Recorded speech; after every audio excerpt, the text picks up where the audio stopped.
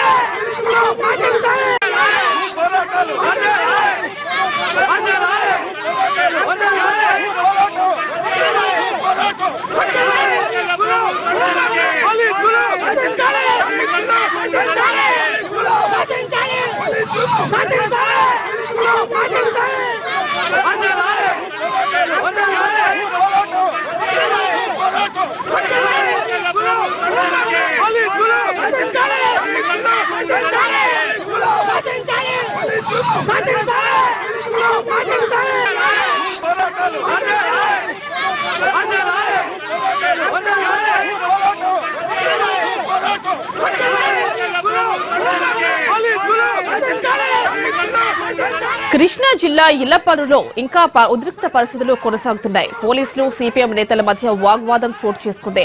ఆందోళన చేస్తున్న వారిపై పోలీసులు కాలు పెట్టి తొక్కడంతో పరిస్థితి తీవ్ర ఉద్రిక్తంగా మారింది.